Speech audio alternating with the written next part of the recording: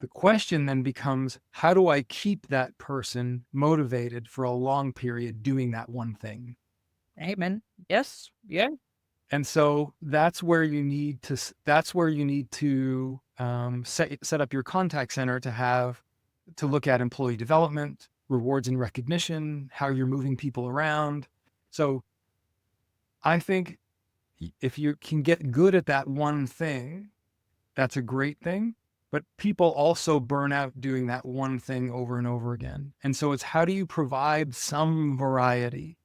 How do you provide some variety into the role? Because it's, a lot of it is, contact center is repetitive, right? Yes. It's very repetitive, and you're asking a human, right, Mm. to do this same task over and over.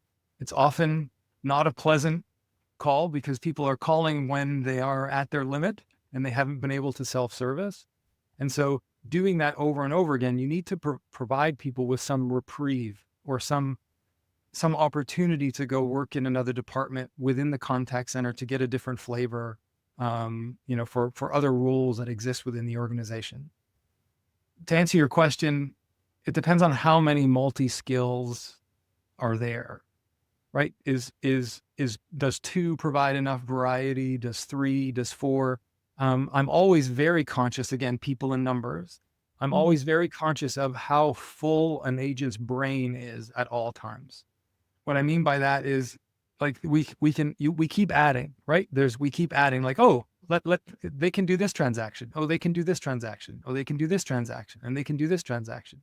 And so that's why it's really important to, I think, you hold focus groups and town halls, and you talk to your agents to say, and just ask, like, is your brain, like, are you full or are you bored? And in all cases, agents have been completely honest with me to say, no, I can take a little more. Or they'll be very vocal and say, we're like, time out. This is too much. You're asking me to do too much. And I think you generally get a consensus with good management of, where you are on that line.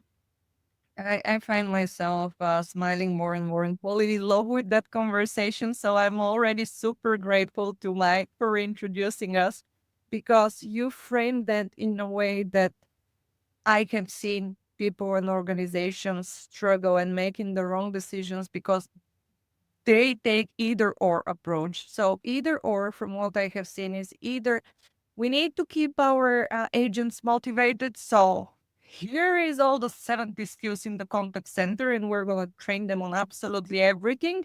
And Mhm. that's how we're going to keep them entertained. And they don't, absolutely don't understand what they're doing.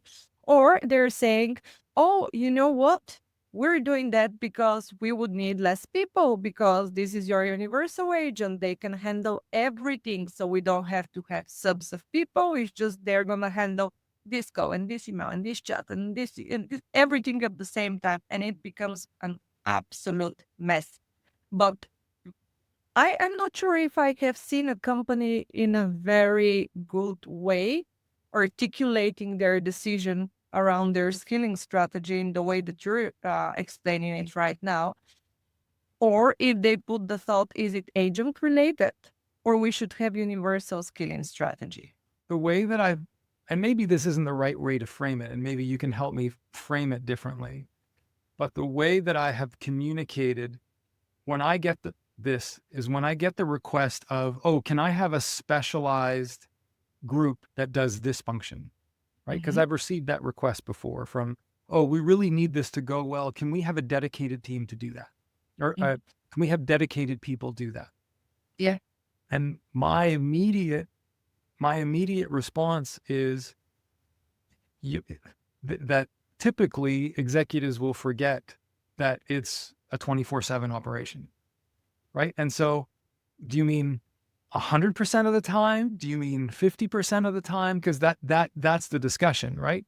Because if you want 100% of certain call types or certain inquiry types to be handled by a specialized group because you want that white glove kind of service, my immediate reaction is, okay, well, I need 20 people then.